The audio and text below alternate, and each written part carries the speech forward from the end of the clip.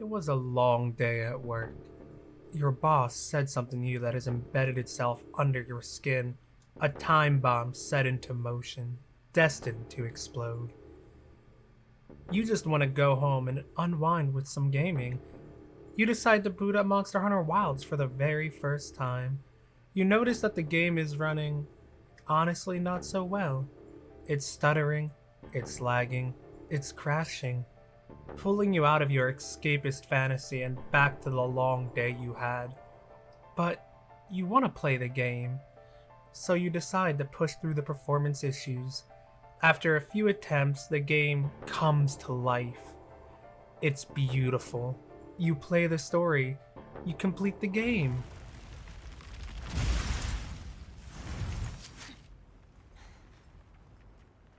By my own order.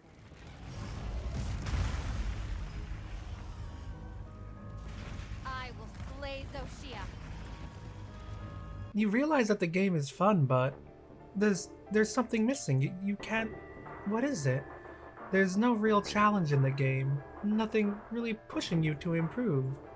There's no real grind beyond what feels like the bare minimum. Everything that you had heard about a Monster Hunter game just. Well, you thought there was supposed to be more to Monster Hunter than this is all. At least everyone else made it sound that way from the way they talk about games like Monster Hunter World.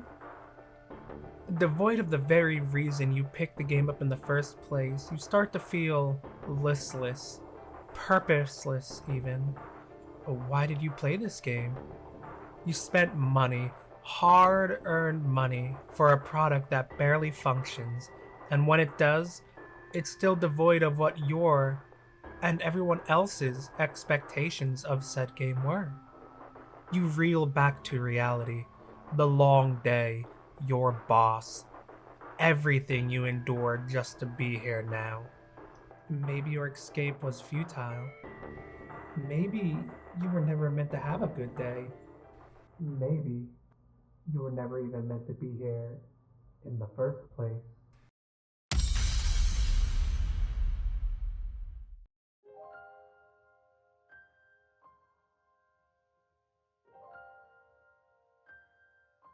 Or maybe you merely made the wrong choice for escaping this particular night. All hyperbole aside, if you ever played Monster Hunter Wilds and felt any of the above, you are not alone. This video, however, is honestly not made to absolutely crap on Wilds, though there will be some of that and it honestly kind of rightfully deserves it, as much as it is made to honestly just prop up an alternative, another avenue you can guide your vehicle through to find solace on your days.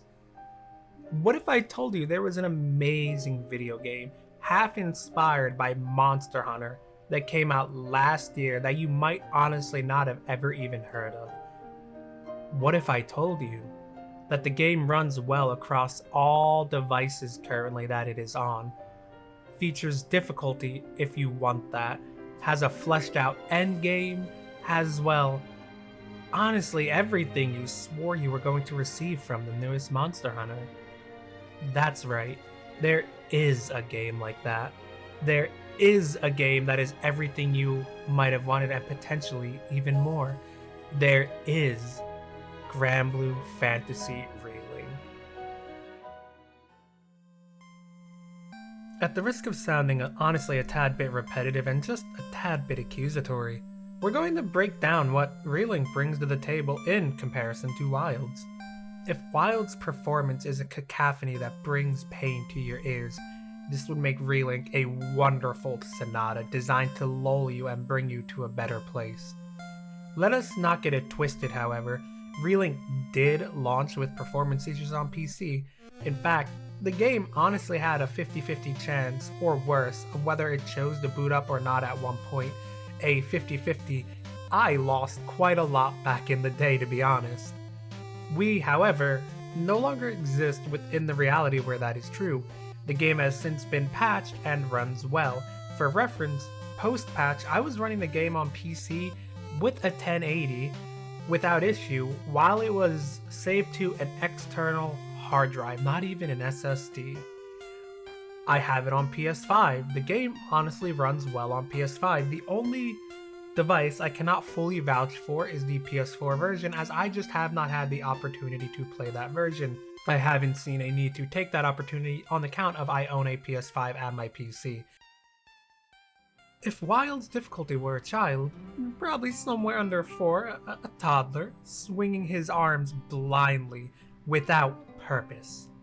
This would make Reeling's endgame somewhere around a chiseled veteran, knowledgeable about the battlefield.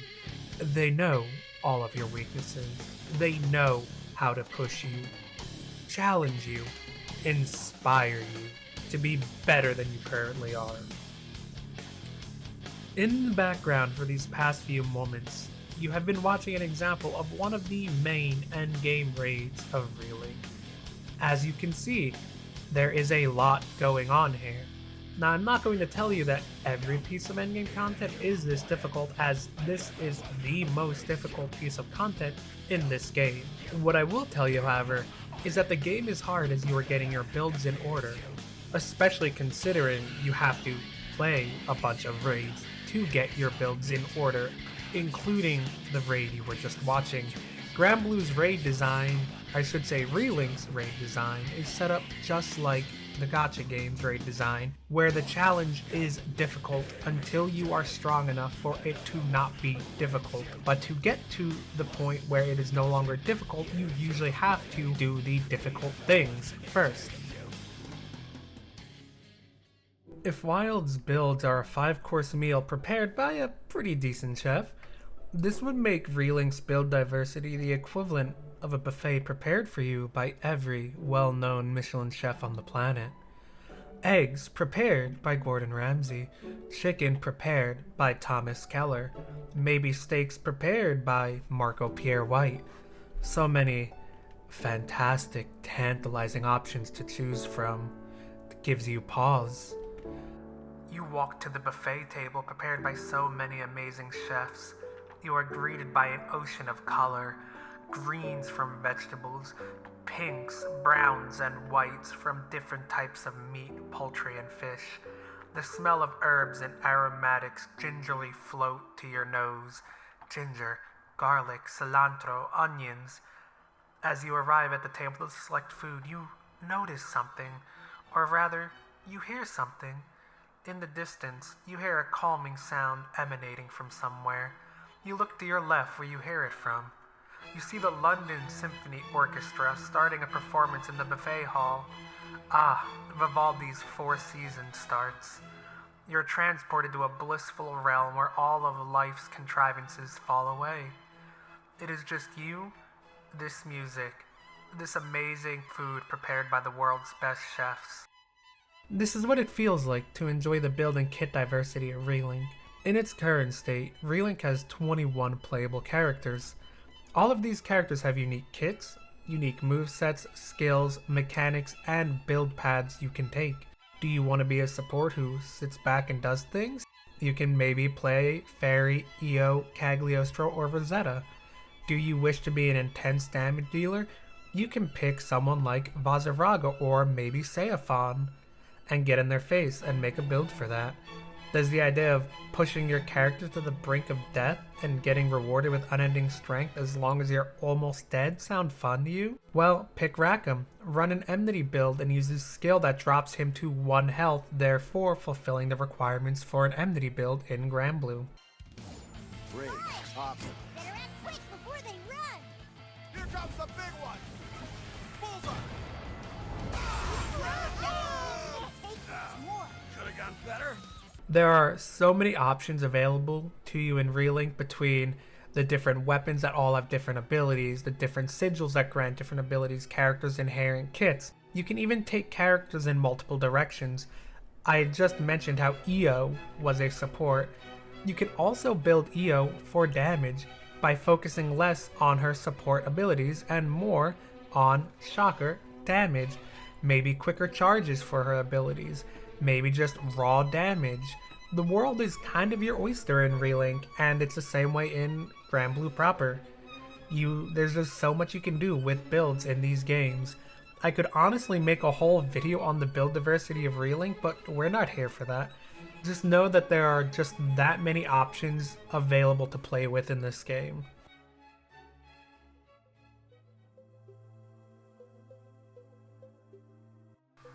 Take a seat. Enjoy the sounds of Mozart, Tchaikovsky, Pachelbel, and Vivaldi as you dine with some of the grandest food you've ever had. Food that marries the ideas of haute cuisine with the true simplicity that cooking can be. Food that simultaneously makes you think about its construction, the complex structures, while also simply filling your soul to the brim. Food that at once makes you nostalgic to your past, but endlessly optimistic about your future. You glance up from your plate. Off in the distance you see someone familiar. No, you see two familiar people. You see that same toddler who is flailing his arms. He's seated at a table. He too seems almost serene, tranquil, much unlike the version of him you once knew. A smile plastered to his face, the corners of his eyes raised to match. You glance across the table from him and you notice the scars and facial hair. The deep brown hair that just barely comes down to his eyes. It's the veteran. It never dawned upon you, but were these two related? What is their story? The veteran is wearing a soft expression that belies his rough exterior. He is talking gently to the child while cutting through a succulent steak he had pulled from the buffet table. He lifts a piece of the steak to his mouth and takes a bite. You see his eyes close and the corners of his mouth raise slightly as he savors every single second. He opens them and glances around. He notices you and subtly nods his head in your direction with a smile. You realize if not for him, you might not have made it this far. You smile and wave to him slightly. You realize that maybe, perhaps the effect he had on you by pushing you, by challenging you, by inspiring you, perhaps he can have that same effect on that child. Maybe one day that child too will return to push you and inspire you and challenge you in the same way he did. That day is not here yet, but you're filled to the brim with optimism as the thought pushes itself throughout your body. If I were to pick a singular word to describe Granblue as a series, the word I would choose, at the risk of honestly being a little cheeky, is grand.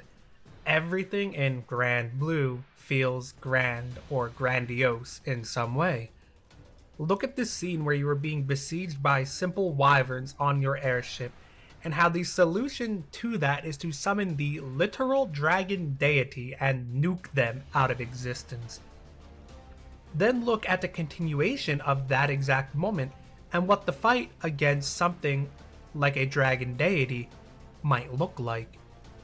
This game serves as a fantastic vehicle for you from a distance to experience what the world of Granblue, its inhabitants, its characters, and its ideals are. Fate episodes exist to serve as a quick introduction to each character and how they came to be a part of the crew. The first few of each character's Fate episodes will summarize how they came to join the crew before then going off in its own direction in later episodes, further showing you who the person really is deep down, who they are, their reason for helping people, their very reason for being. If I hadn't met Master Zaka on that fateful day, if he hadn't saved me, there's no way I'd be where I am now. I'm from the Vault's Duchy, where the weather's sweltering all year long, thanks to a river of lava that flows through the island. It is important to note that Granblue Fantasy proper is at this point essentially a visual novel with the occasional story-related fight when you're not partaking in the GBF grind.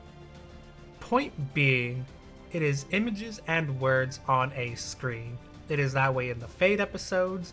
In fact, the Fate episodes in this game are very reminiscent, intentionally designed reminiscence, mind you, to Granblue proper, as Granblue also has Fate episodes. It works the same way. It's how a character comes to meet the crew, how they join the crew, and then progression on that character, usually with the occasional fight there within. Point being, Fate episode is the most direct comparison to the way Granblue proper tells its story. Relink, however, lets you perceive the insanity of the crew in a true 3D world. Yeah, sure, we fought Bahamut in Grand Blue Fantasy, but seeing how it would actually play out the way it would in this true 3D space, seeing this giant action event, absolutely stunning. Sure, Lucilius is one of, if not the best antagonist Grand Blue Fantasy has ever pushed out, and the What Makes the Sky Blue event trilogy is fantastic in and of itself, but getting to see the final fight of that event series reenacted in a beautiful raid and relink was nothing short of epic and awe-inspiring.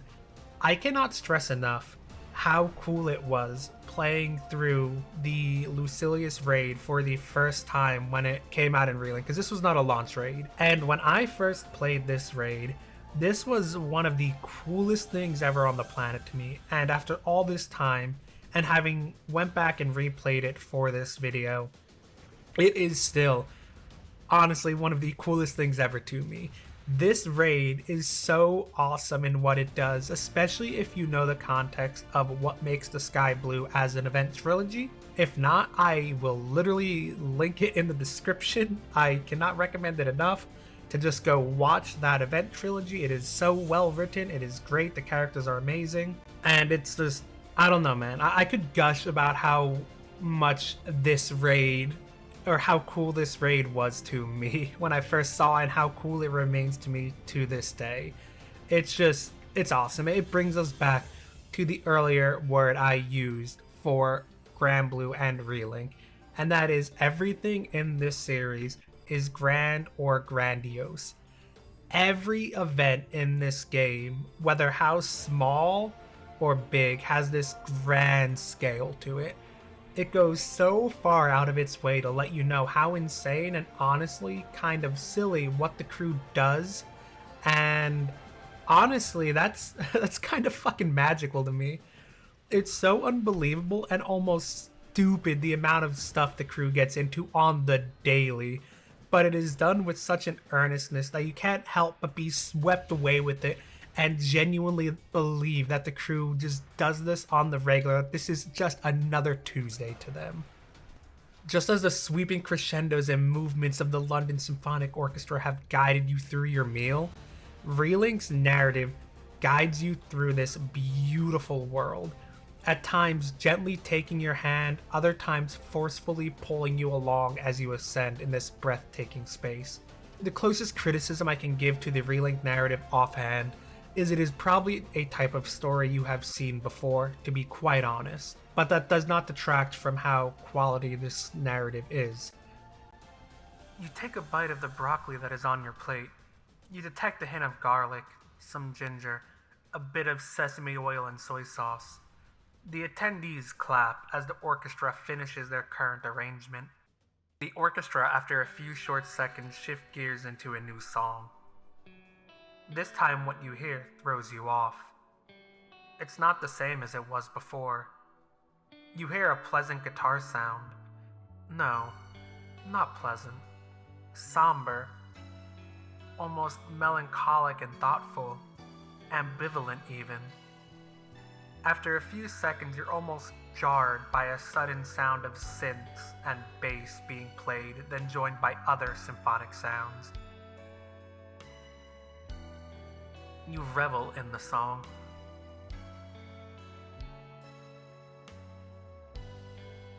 You breathe deep, long breaths, taking it all in.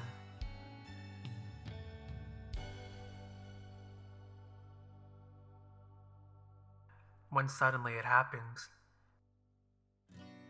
Everything cuts away and you hear an acoustic guitar. You open your eyes and look up to see a vocalist taking the stage, slowly walking towards the mic. She grabs the mic stand with two hands and pulls it towards her. You see as she takes a long, deep breath as she prepares to sing, a smile on her face. Her voice bright and with a sense of adventure to it.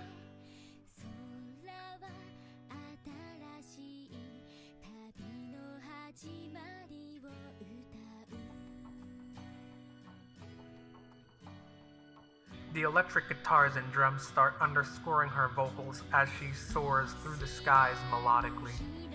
That's when it dawns upon you. This song, this isn't Pachelbel. It isn't Mozart or Tchaikovsky or Beethoven. No, this is Tsutomu Narita. You focus to remember the name of the arrangement, then it dawns upon you. Sky Journey. Ah yes, that's the one. The song continues to caress the entire audience, now more mesmerized by the music than the food they were once enjoying.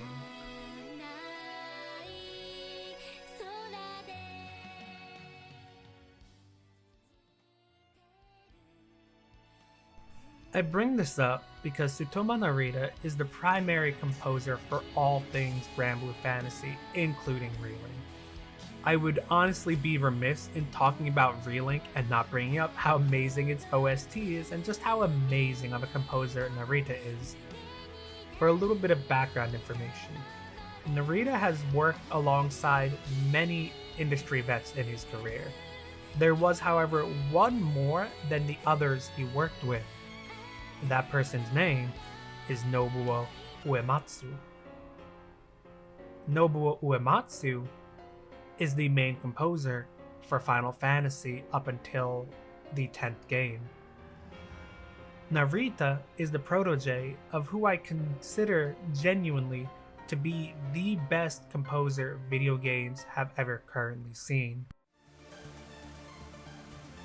Narita is an extremely passionate composer capable of crafting epic, dramatic, beautiful, and somber arrangements that are so adept at conveying the feelings you have in that moment, or rather, the feelings that they, the writers, and Narita himself want you to have in that moment.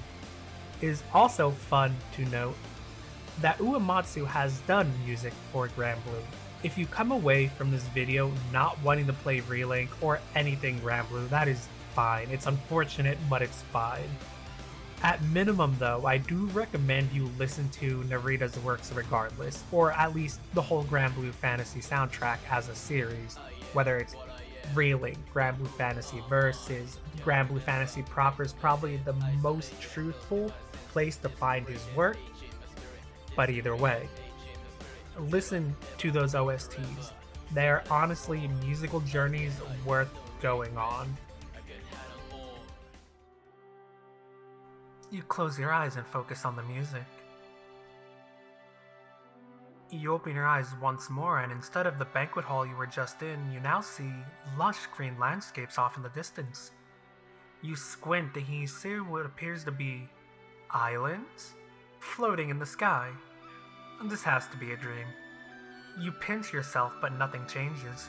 You slap yourself, and all you get is a stinging sensation, but it's all still there. The green, the islands. You close your eyes and take a deep breath. You open them after what feels like an eternity. Now with you more calm, you notice something. This place is beautiful. The greens are more lush than anything you have ever personally seen in your life.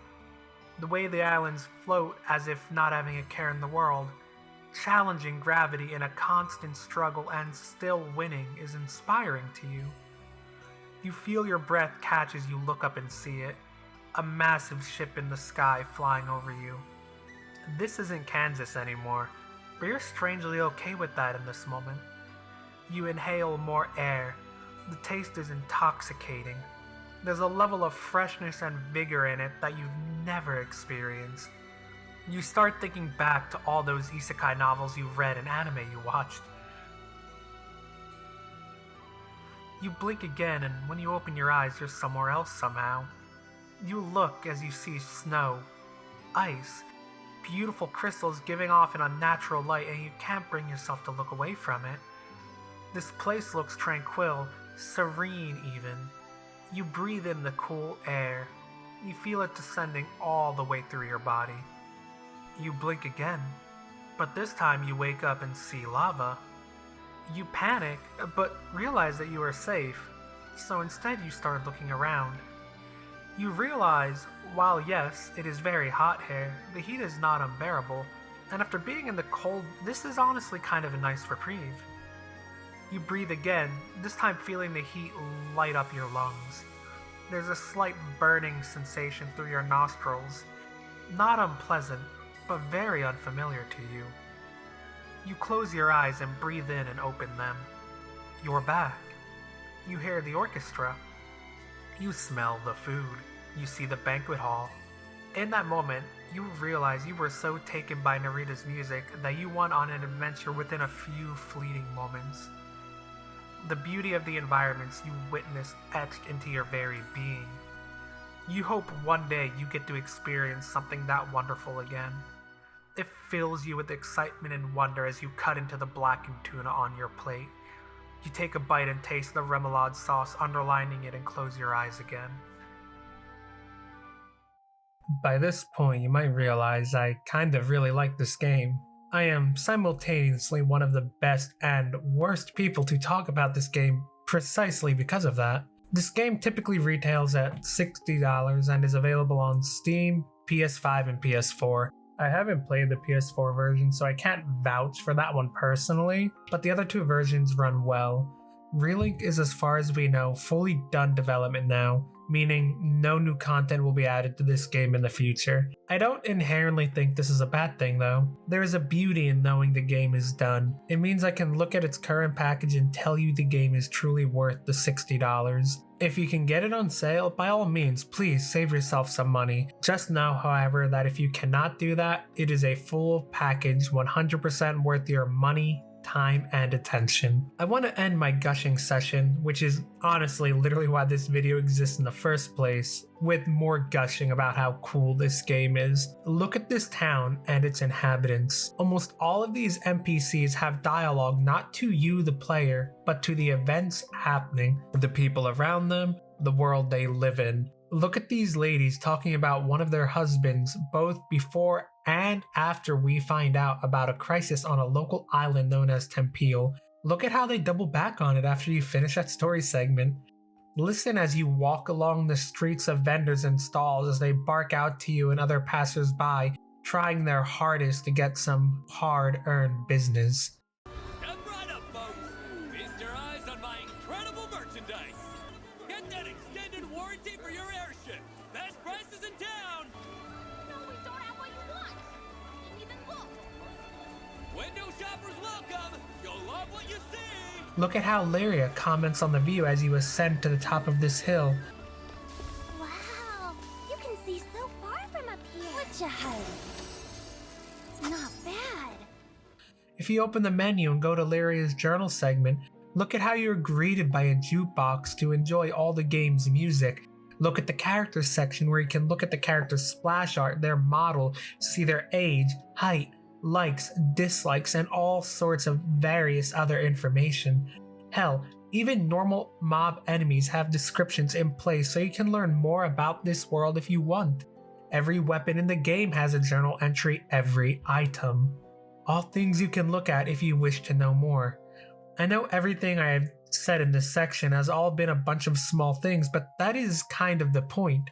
Yes, grand is how I describe Granblue because it is precisely that.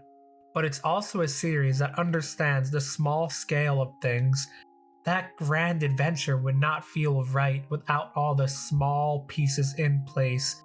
A beautiful, grandiose mansion needs a proper, sturdy foundation in which to stand upon. You finish the last bite of the food on your plate. You're stuffed. You can't eat another bite. You have no regrets of coming to this place this evening. You feel as if you know for certain you will return again. You stand up and thank the wait staff for their great job. You walk over and give your compliments to the chefs who you see checking the food laid out on the buffet table. You give one more glance back to the toddler and veteran and wave goodbye. You open the door to the exit as the orchestra swells. Beyond this door is the same world you entered this place from, but something feels different now. Something feels better. You feel better. You take your first step out of the building as your next journey begins. If you made it this far into the video, I honestly cannot thank you enough. I hope it inspired you in a plethora of ways. I hope it makes you want to give Relink a try if you've been on the fence or never even heard of it. It's honestly a great game. I hope it inspires you to just enjoy things and gush about them. Find your own art to create, tell people about the games you like. I do, however, kind of want to reiterate a certain point, and that is this video is not made to make you not enjoy Monster Hunter Wilds. If you enjoy Wilds in its current version, that is amazing, genuinely, and I hope you continue to enjoy it. So if you do enjoy it a lot, just keep doing it. You can have both cakes, I promise. I almost would recommend Grand Blue Fantasy proper, but my conscience honestly won't allow me to recommend any gacha to anyone, even if GBF in specific is extremely lax in a lot of ways comparatively to other gacha games out there. With all that being said, thank you all so much again. I do run a Discord that I should probably be more active in. The link will be in the description if you wish to join. If you want people to play Relink with, I do own it on both PS5 and PC and would be more than happy to run a community night or just play in general. I will also link my Twitch if you wish to come hang out with me as I stream sometime. Honestly, a lot. The games I stream are all over the place, but that's neither here nor there. Regardless, I would genuinely love to have you on my Twitch. Just come hang out sometime, it is very appreciated. Until then, just enjoy your life, man. Honestly, just be happy. Whatever endeavors you partake in, just enjoy it. That's all I got. See you in the next one.